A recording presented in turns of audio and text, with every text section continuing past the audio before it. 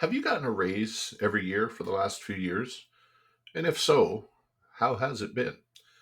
Has it kept up with inflation for you? Has it kept up with your cost of living to provide for you and possibly your family? Hey guys, welcome back. Many, many years ago, when I entered into the job market, I got a unionized position. And one of the things that was nice about that is the union wages were spread over a certain period of time, whether it was 3 or 5 years. And every year you could expect an annual increase going into the next year. And of course, every so often contracts would expire and those wages would increase. And I eventually got out of unionized environments and into a non unionized environment, but pretty much the same thing, where every year for a certain number of years you would get a step increase. And hopefully, along would come those wage increases as well when new contracts were settled and things like that. Over the last few years, however, in a very, very high inflationary market, wage increases may have been a little bit stagnant for some people out there. And if you're currently retired or looking to retire, I really think you need to listen to this video. Stay tuned. So, if you're already in retirement or you're going into retirement shortly, many of us are in the very, very fortunate position, as I've talked in the past, about having a pension with your place of employment. And some of those pensions are indexed to inflation. So you get wage increases every year, depending on how inflation is going. Some pensions, however, don't index to inflation. And yet others, many others, don't have any pension at all. They have to wait for Canada Pension to kick in, which generally starts at 65, but can be taken at 60 at a reduced amount, mind you. And the increases in Canada Pension are often quite small, very, very small amounts, and many seniors unable to keep up with the inflationary costs. So that's where we need to really, really look in the market and find some real good dividend paying stocks. And those stocks that have what I like to refer to as the annual inflation increase, but as the market is known as, the combined annual growth rate within the dividends. Let's look at a few. So again, I've got up here on screen my Canadian Dividend All-Star list. I've talked in a few different videos about how much I love this spreadsheet. And the new version of the spreadsheet just came out yesterday, September 1st, being the first day of the new month. I will put a link again down in the description if you want to go grab that, completely free. And if you sign up every month, you get an email linking you to this sheet, and it brings out all this information. As you can see on the screen, and I've talked about in the past as well, any companies that you see that are highlighted in green, these are companies that I currently hold. And I've just done a quick scan in here. Some other companies, one that I've looked at being Canadian Natural Resources. The others, though, I haven't looked at very much at all. And a couple I don't even really know what they do. But looking at their most recent dividend increase, and then as well the dividend growth rate over the last 1, 3, 5, 10, 15, and 20 years. And you can see here right at the top, and these are ranked at the discretion of what the folks at the Canadian Dividend All Star list deem to be the number one, number two stock, all the way down to 50, I believe, or 80, I believe. And Canadian Utilities, number one, Fortis there, number two. And again, I've talked so much about Fortis, but again, I'll just reiterate the most recent dividend increase was 5.6%. And you can see there 1 year, 3 year, 5 year, and 10 year, all within 5.9 to 6.1%. So, what that means, and what I was referring to earlier, is that if you are a retiree, or even if you're not, but you're collecting dividends, say in your TFSA, which are not taxable to us here in Canada, you're in effect getting a 5.6 to 6.1 increase every year in those dividends that you're getting paid. And as nothing is ever guaranteed in life, Fortis might be that one exception, because as of the next dividend increase from Fortis, they will have set the standard for having increased their dividend for 50 consecutive years. And you can see on the screen here the 20-year dividend growth rate is 7.8%.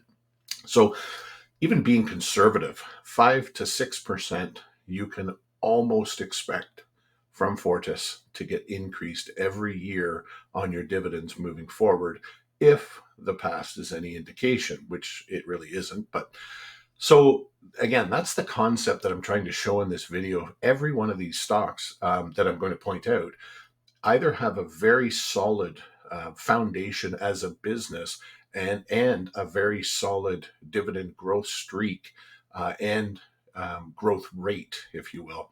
So I just highlighted their Empire Company. I know that's a food company, and if you look, their most recent dividend, $10 or sorry, 10.6%. With the 1 year, 12.5%. And if you go all the way across to 20-year, it's over 10% increase in the dividend. And again, I'm not talking anything here about the price appreciation or the growth of the price of the stock. So the equity that you would have built within your capital that you put in. I'm just talking about the monthly or quarterly dividend that you're receiving from these companies. Another very, very impressive one there, Canadian Natural Resources. The most recent dividend increase, 5.9%. But if you look at the 1 year, 55% increase in the dividend. They've also given out special dividends, which I think I've read that they're, I think, going to do again this year, very, very soon, if I'm not mistaken. But again, 3, 5, and 10-year, even 15 and 20, over 20% increase annually in the dividend that it pays. Just a real solid Canadian company, of course, in the energy field. The next one down there, Cogeco Communications, big player in the communications field, averaging around 10% for at least the last 10 years and 16, almost 17% over 15 years. So again, just try and comprehend that. So, if you're getting $1 per share or $1 payout, you're getting $1.10 the year after that, and then $1, whatever that works out to, 22 the year after that. And it just snowballs and snowballs. So the more shares you have of these companies, the bigger that dividend payment is. And a 3, 5, or 10% increase in that dividend, well, that's the equivalent to a wage increase for those that are still working. Below that is TELUS. Again, up until last year, they had a fairly consistent over 6% increase in their dividend. This most recent one, 3.6%, and that's kind of rocked the stock a little bit, but one that I'm in and I'm not overly concerned about. Going down a little bit further, Alimentation Couche-Tard, that was one that I've hit on a few times and I've talked about. I'm so excited about that stock and what it has in front of it. Look at the most recent dividend increase of 27%, and then all the way for the last 15 years, the lowest increase is 21.2%. So I've compared this to Fortis. Fortis is coming up on 50 years of dividend increases, and excuse me, Couche-Tard currently averaging well over 20% for the last 15 years in their dividend increases. And I think I said in the past video, I think 6 or 7 years, if they keep at the average of 20% plus, in about 5 to 7 years, we're looking at Couche-Tard paying out similar dividends to what Fortis is currently paying. And I believe Fortis is currently 56.5 cents every quarter. So Couche-Tard's got a bit of a ways to go, but the nice part about Couche-Tard right now is they're on a real run in their share price. I believe that is up over 14 or 15% in the less than a year that my wife and I have been in that. So again, whether it's share or dividend increases that's appreciating the value of the stocks, it really doesn't matter to me. I'm looking at total return. But here's a great example of a stock price that's doing extremely well. A dividend that's not overly huge right now, but the growth is really, really there. So next one down, Canadian Tire. Again, a most recent increase of only 6%, but into the 20s and then down into the 12, 15% range. And again, we can't expect that every year, but if I was to tell you any year that you're going to get a 10% or a 15% wage increase, I don't think there's too many people out there that would be offended by that, and I think they would welcome that, excuse me, and take that and run all the way to the bank. So various years up and down, but on the average, Canadian Tire over the last 20 years has been about 14%. Down into TD Bank, 7.9 over 15, 20 years. You're looking at just under 10%. Banks are always good payers. You see Savaria is another one of those stocks. Lake Couche-Tard does not have a great or an overly high dividend right now, but the stock price itself is doing very, very well. And again, my expectation with Couche-Tard and my hope with Savaria is that the stock is still in its stages of growth right now. And by the time my wife and I are looking to kind of use those dividends as income, hopefully those companies are well established and they're not into that expansion mode or that buying mode any longer, and they're now strictly in sales mode and returning those great dividends out to the shareholders. Manulife, another company that is actually in that mode right now, they are expanding, but they're constantly increasing their dividend with ranges anywhere from 8-10%. The most recent one, 10.6%. And the last few there, I'll just talk about Bank of Montreal, Bank of Nova Scotia, 5-6% again. Banks always do well here in Canada, especially. They are not huge dividend payers for the most part. But again, a 5 or 6% wage increase for me, I'll take that. And I think you would too. Exchange Income, the last one on the list there, a steady 5% average annual growth in their dividend payments.